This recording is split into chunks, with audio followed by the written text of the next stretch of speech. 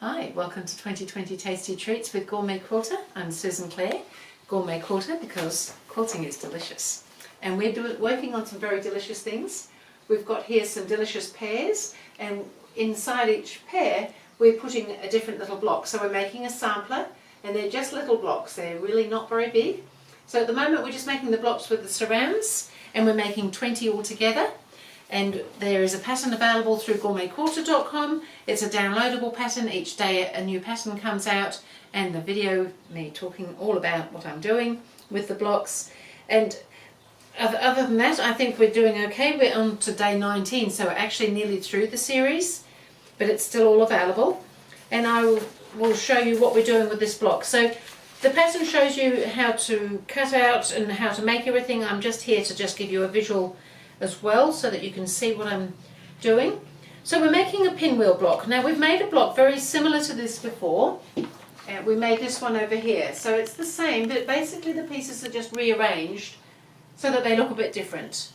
So what we did when we made that block, and we're doing it again this time, is I've got two squares of colour, so there's two of each. I've already done some of it.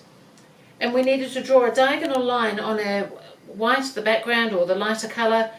And then I've stitched 1/4 inch either side of my drawn line so that we can cut those apart. So not sewing on the line, sewing 1/4 inch away from the line each side. And then I'm just going to cut those apart on the drawn line from point to point there.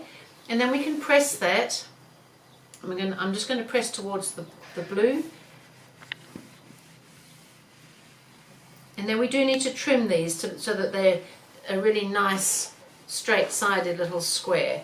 If we just left them as they are now, that might work, but it might not. We want to know it's going to work, so I found it's much better if I trim them up. You have nice straight even sides, where these are just a little bit wonky and not quite the right size.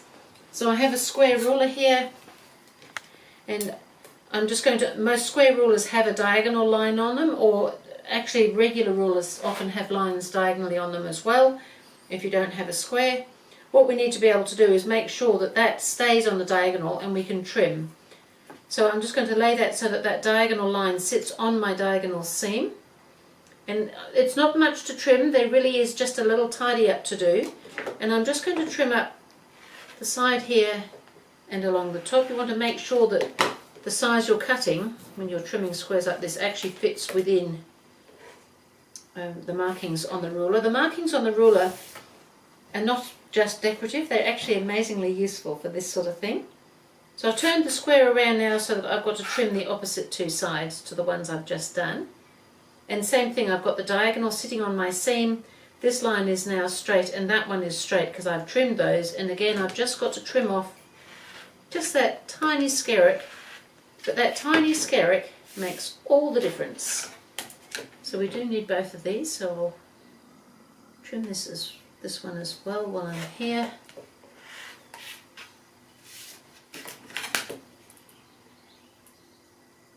As you can see, there's very little to trim sometimes. Fabric moves around a little bit, even though we've been super careful when we've sewn it. Sometimes it just sits a little bit wonky, which is another good reason for trimming them up. So what we now need to do is set, so we've got 4 units like this to make this block. So we want to set them like that, and we need to make 2 units the same, like that. So perhaps I'll go ahead and do that and show you how it works. So because we've pressed the seams towards the colour each time, they will nestle where they meet. So we're just coming down the seam here.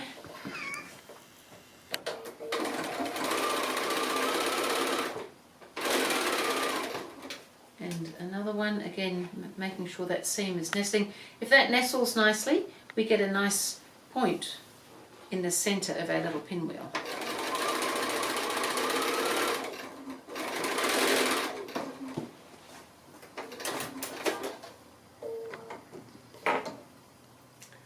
So we'll just press those. So we've made 2 pairs now that are just the same. So we're going to press them just the same. Now you could press the seams open, but I find it's actually easier to press them one way. So I'm pressing them both the same way. So they're still all identical at this stage, and that's because I'm going to now turn one around, and where they join, that will make that nice pinwheel. So just so you can see the difference, when we made this block, we did the same thing. We made 2 units the same, but we didn't turn it around. Well, we did turn it around, but we put it up above rather than below. So we want the pinwheel this time, so we're putting it below. So I'm just going to pop that together now to make our little block. So we want that seam to nestle in the centre there. And then we need to add our surrounds.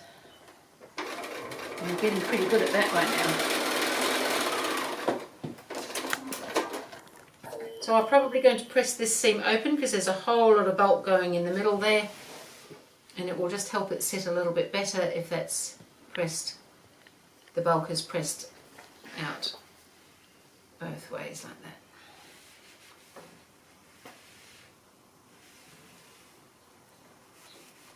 So that's looking pretty good.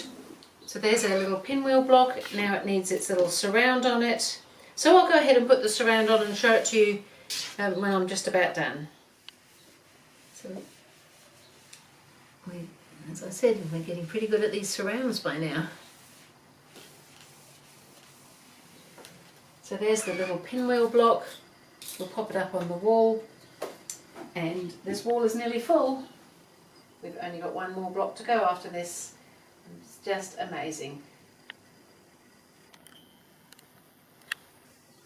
So that was my pinwheel block. That was block number 19, and I will see you again with the final block, Pear sampler block number 20.